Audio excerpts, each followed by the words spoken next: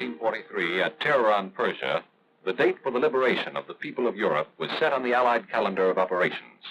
Chosen to be Supreme Commander was General Dwight D. Eisenhower.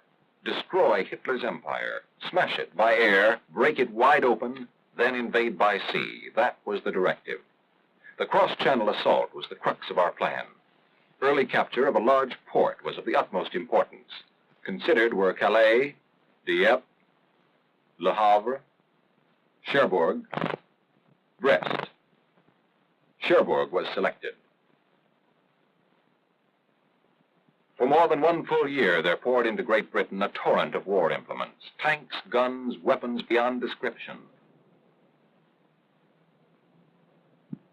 And men, American soldiers, at the rate of 150,000 every month. Assault training included every phase of the coming battle. In the early spring of 1944, joint maneuvers of the ground, sea, and air forces, which were to make the attack, were held along the southern coast of England. Every duty was performed as if this were the real thing. British shores, chosen for their similarity to the coastlines of the Normandy Peninsula, were the staging areas for these maneuvers.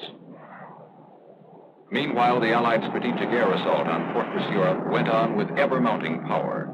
Day and night, the Allied air forces sent their bomb cargoes into the vitals of Hitler's self-proclaimed kingdom. Targets, factories, aerodromes, synthetic fuel plants, crude oil refineries, munitions works, railroads, canals, power plants.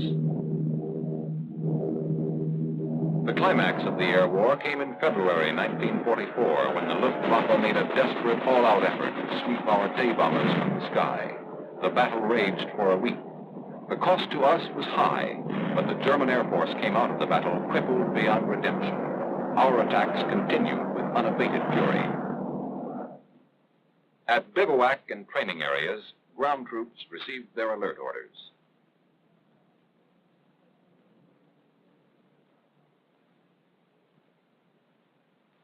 Men and equipment started to move.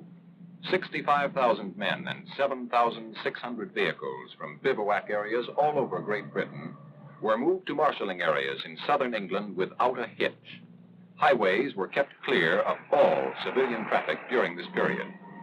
Rumor that the great invasion was at last underway flew through the length and breadth of Great Britain.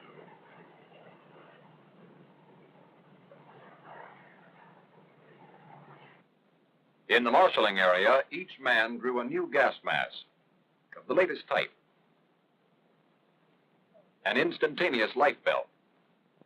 Field rations were issued, including cigarettes and candy. When the men received French folding money, they knew what was what. Now special briefing officers took over. Each unit was briefed individually.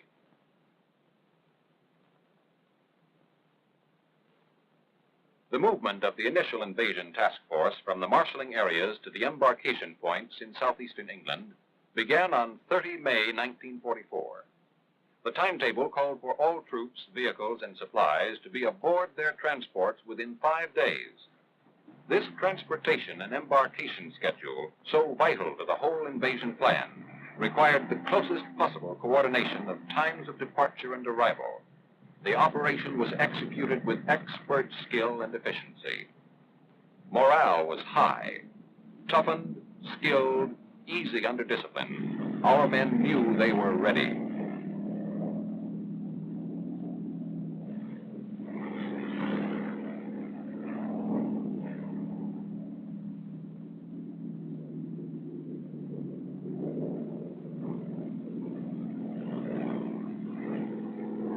Embarkation of men and equipment took place simultaneously at 9 seaports along the southern and southwestern coast of England.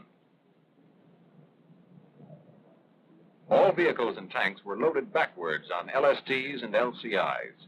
Concrete and cobblestone embarkation lanes known as hards have been constructed to speed loading.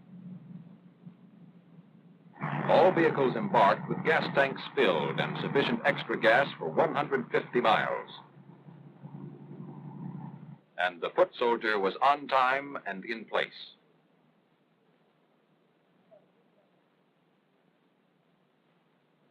English seashore towns through which our military forces passed were quarantined as a precaution against the leakage of information.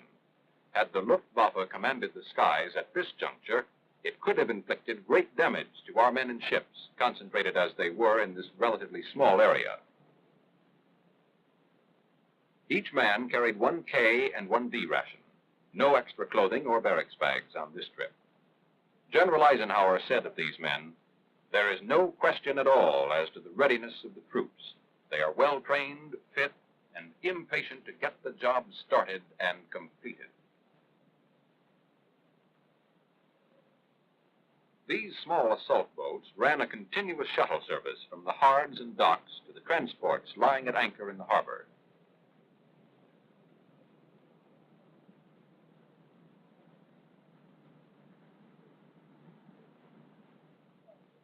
This shuttling was a necessary expedient because of the huge amount of men and equipment that had to be loaded in a 4-day period and the limited dock facilities available in the ports of southeast England. But every factor in this vast transportation problem had been envisaged and worked out in advance. The arithmetic of logistics, however, could not have clicked without the spirit of frictionless teamwork which prevailed among the staffs and men of the Army and Navy. The job was everybody's job. Army, Navy, Air Force.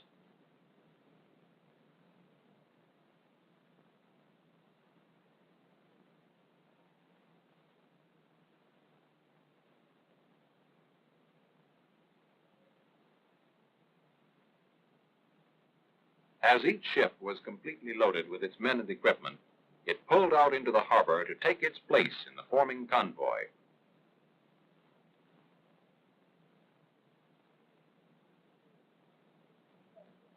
Aboard ship, the men sweated out the hours of waiting, each in his own way.